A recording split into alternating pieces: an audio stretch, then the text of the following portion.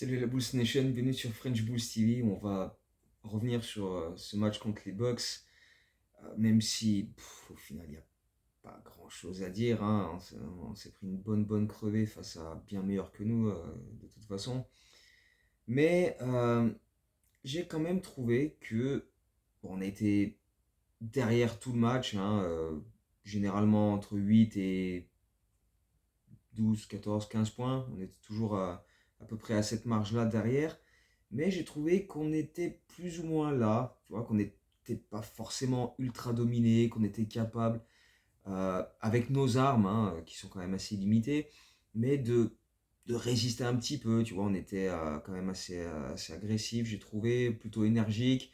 Euh, Parfois on était pris de vitesse par leur circulation de balles, mais euh, on a quand même fait quelques efforts défensifs, il y a eu des hustle plays, etc. Le problème, c'est que dès le début du match, on a échangé des 2 points contre des 3 points. Je crois que les 6 ou 7 premières possessions de Milwaukee, c'est que des tentatives à 3 points. Et il y en a plusieurs qui rentrent avec Dame Lillard qui en met deux bons mètres derrière la ligne. Brook Lopez aussi. Et le seul shoot pris le seul shoot à 2 points pris par les Bucks dans les 5 premières minutes, c'est Giannis qui drive devant Caruso, le prend de vitesse et va claquer un dunk. Donc voilà, nous pendant ce temps-là, on mettait des shoots en tête de raquette ou dans la raquette par Vucevic, qui était plutôt bien servi et qui a fait un match correct avant de se faire sortir, mais on va revenir sur ça.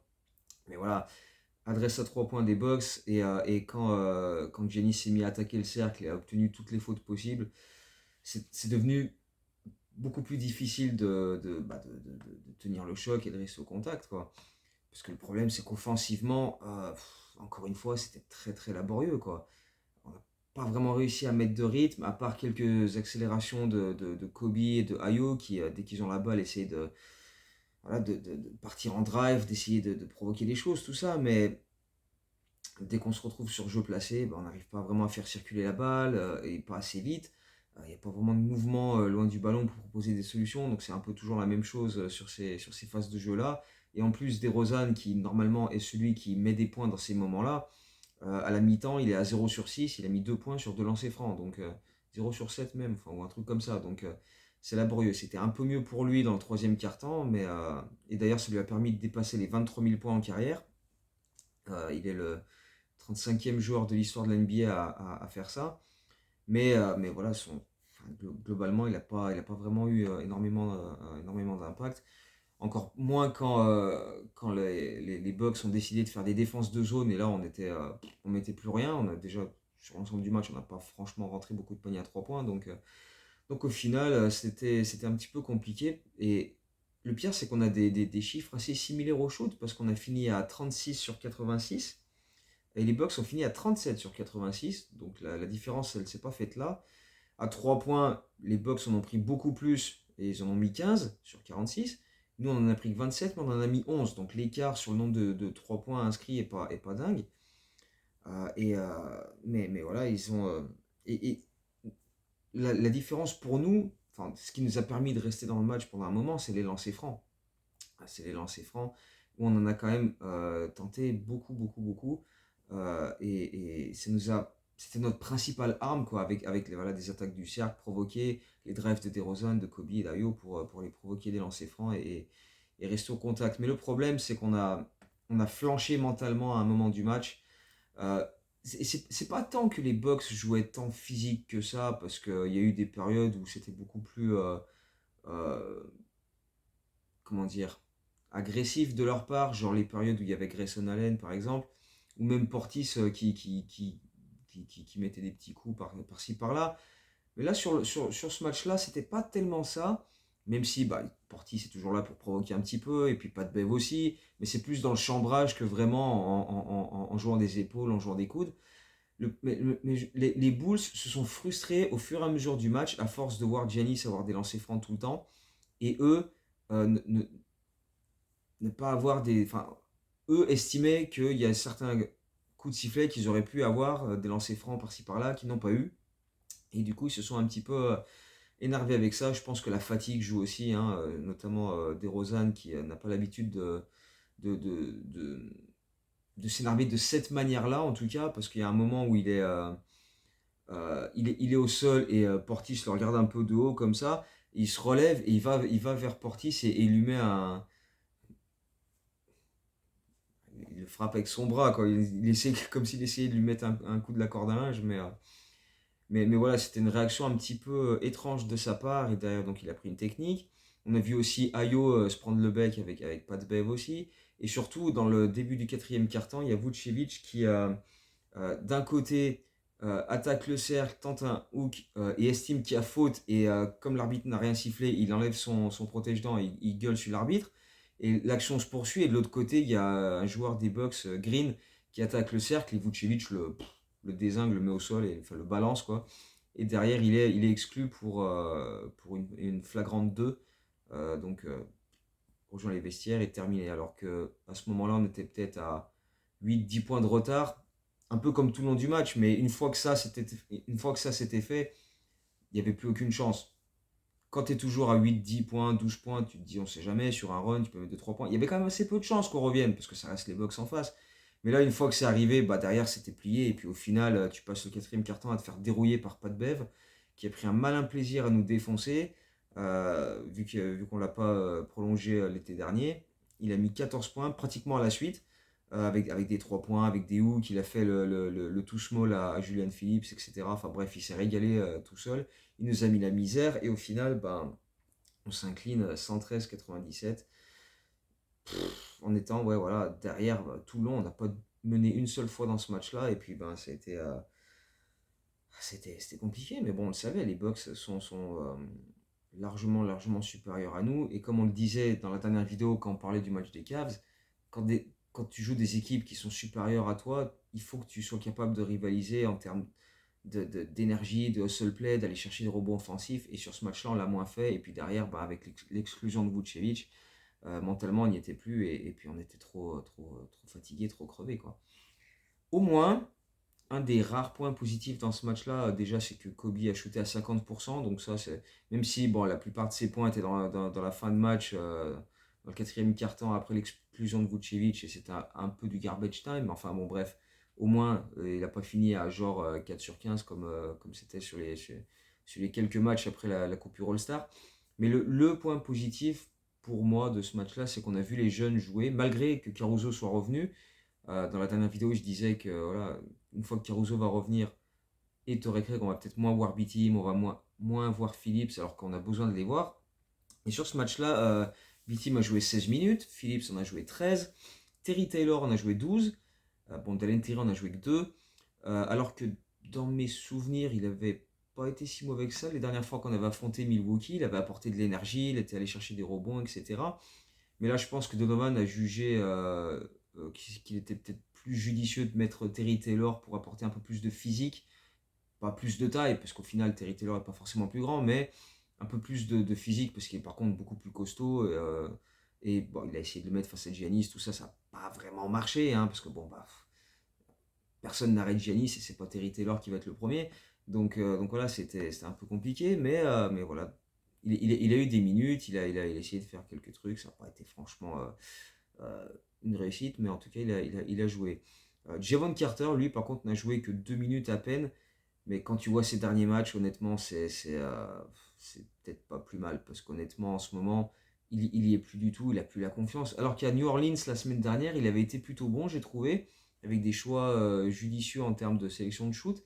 Mais là, sur les derniers matchs, je ne sais plus quel match c'est, si c'est Cleveland ou si c'est le match d'avant contre Détroit, où il rate un lay-up tout seul. Et puis il y a le match d'après, justement, donc le match d'après contre les Cavs, où il y a une circulation de balles fluide des Bulls.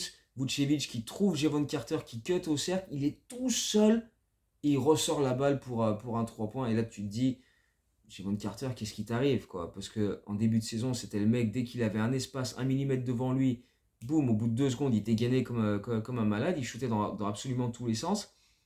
Et passer de ça à je suis tout seul sous le cercle, je ressors la balle, là tu sens le gros manque de confiance quand même. Donc je sais pas ce qui s'est passé, si au fil de la saison il a un peu perdu ça, mais cette, insouciance un petit peu qu'il avait au début de saison et qu'il avait même sur ses premières années dans la ligue, là quand tu le vois refuser des lobes, tu te dis merde, c'est pas Jevon Carter, ça, qu'est-ce qui lui arrive? Donc voilà, donc du coup il a joué que 2 minutes. Mais bref, les jeunes, les B-Team, les Phillips, les Terry Taylor, tout ça ont eu du temps de jeu. Et c'est ce que je disais dans la dernière vidéo et que je vais développer un petit peu plus, c'est que Arturas Karnišovas, il a beau dire on verra en fin de saison pour les moves, pour le salary cap, etc.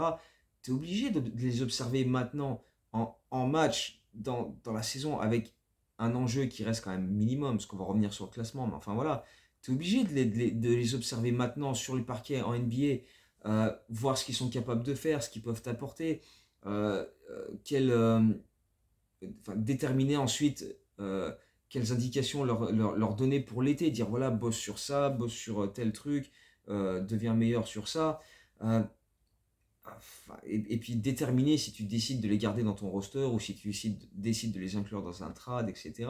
Surtout qu'ils ont des contrats qui te coûtent pas un bras contrairement à d'autres qui sont sur le flanc et qui jouent pas du tout et qui coûtent énormément, énormément d'argent. Donc autant t'en servir, quoi. Surtout que tu risques rien en les faisant jouer. Ton classement, il est déjà quasi assuré. Euh, Tu vas être 9e ou 10e. Ou alors, dans un scénario ultra catastrophe, tu vas sortir du play-in, tu vas être 11e, mais ça paraît quand même très très peu probable. Il y a quand même énormément de chances que les Bulls finissent 9 ou 10. Hein. Tu as 4,5 victoires de retard sur le 8e, qui est Indiana, qui est bien meilleur que toi, donc tu n'as aucune chance de les rattraper. Tu vas pas aller au-dessus de la 9e place. Atlanta est 2 victoires derrière. Ils ont perdu cette nuit contre Brooklyn, qui eux sont 4 victoires derrière à la 11e place, donc hors play-in. Donc d'ici qu'ils te rattrapent, il y a quand même.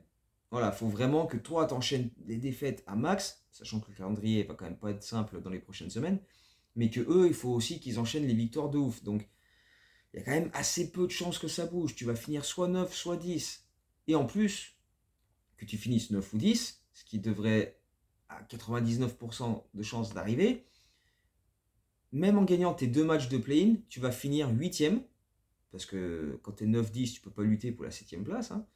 Tu vas lutter pour la 8e place, et donc comme récompense, tu vas affronter Boston en playoff. Donc, alors sur le moment, ce sera cool, tu te dis, ça va faire de l'expérience pour les jeunes, etc. Tu vas être un peu, voilà, mais voilà, réussir toute cette lutte, tout ce retour, cette remontée au classement qu'on fait depuis des mois, alors qu'on a débuté à 5-19, toute cette remontée pour au final arriver face à Boston en playoff et probablement te faire déboîter, bon bah tu te dis voilà, voilà.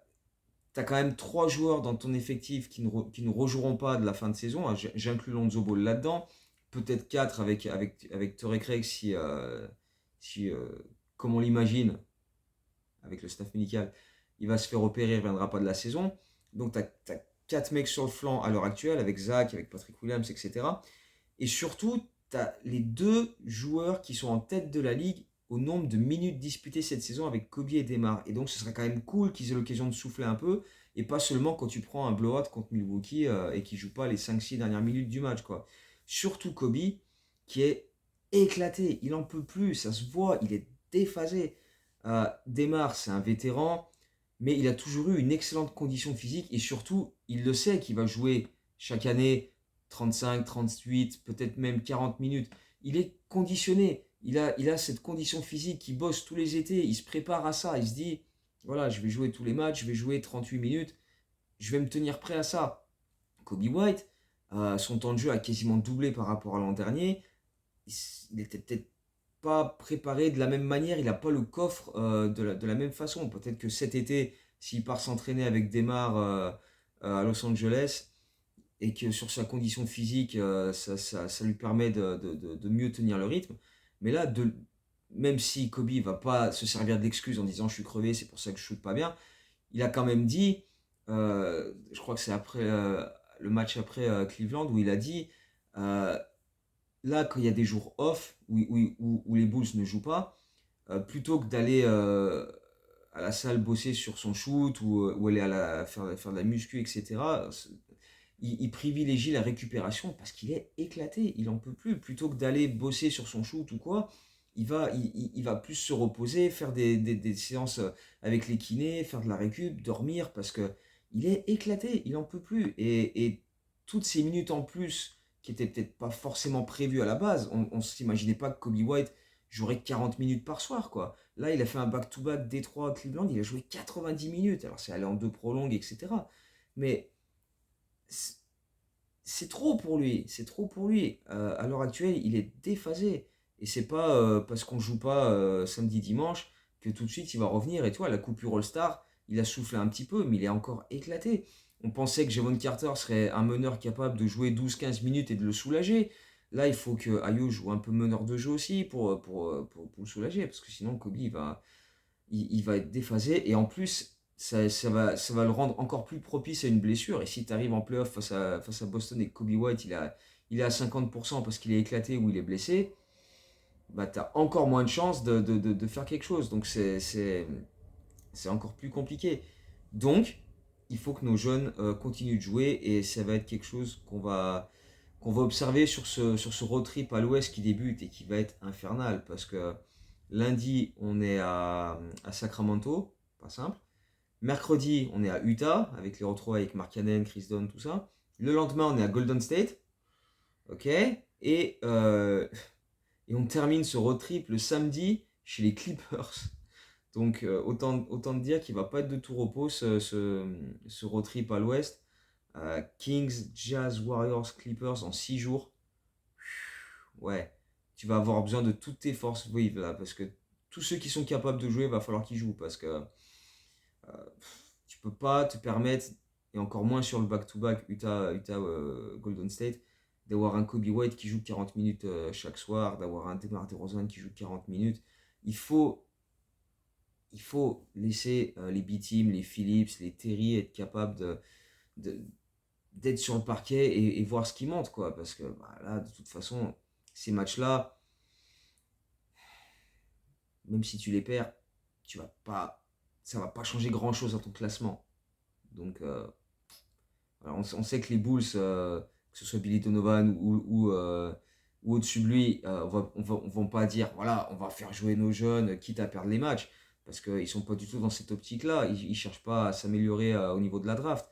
Eux, ce qu'ils veulent, c'est vraiment rester en course, être compétitif, aller, voilà, ce mot qu'ils nous ont martelé pendant des semaines et des semaines, être compétitif pour s'imposer dans le play-in et aller au play-off. Mais enfin, quand tu regardes le classement de manière réaliste, tu sais bien que ça n'arrivera pas. Donc, il y a ce que les Bulls veulent faire, ce que les fans veulent que les Bulls fassent, et c'est des mondes totalement opposés. Donc, c'est pour ça que je disais que je ne suis pas optimiste sur le fait qu'on voit énormément de temps de jeu pour les B-Teams, les Phillips, etc. Mais il va falloir, ne serait-ce que pour reposer nos mecs qui jouent 40 minutes par soir, parce que ça, c'est plus possible. Tu le vois que ces mecs, ils sont éclatés, qu'ils en peuvent plus. Il faut que, idéalement, je sais que ça n'arrivera pas, mais idéalement, si Kobe White pouvait jouer 34-35 minutes par match sur les 4 matchs là, de ce road trip, ça lui permettrait de décompresser un petit peu, déjà, ce serait déjà pas mal. Mais honnêtement, j'y crois pas du tout. On va regarder le temps de jeu qu'il va avoir sur ce road trip, mais à mon avis, ça va plus être autour des 38-39 minutes et il faudra faire avec, quoi. Mais bon, on va observer ça. Là, pas de match ce samedi soir, pas de match ce dimanche soir. Et donc, on se retrouve lundi soir à Sacramento pour débuter ce road trip qui risque d'être assez hardcore. Mais bon, vu que derrière, c'est pas top top, parce qu'Atlanta en plus, ils ont pas Trae Young pendant quelques temps aussi. Donc, il se fait opérer d'un pouce de mémoire. On va voir. On va voir. On se retrouve après le match des Kings pour débriefer ce début de road trip en Californie. Puis on verra bien si d'ici là on a des news de Torrey Craig. Amputation, opération. Est-ce qu'il pourra revenir avec le staff médical? Tu sais jamais trop. Donc on verra bien. On va suivre tout ça et puis on va voir comment se déroule ce road trip. Donc d'ici là, bah, portez-vous bien et puis on se retrouve très très vite. Ciao, go Bulls.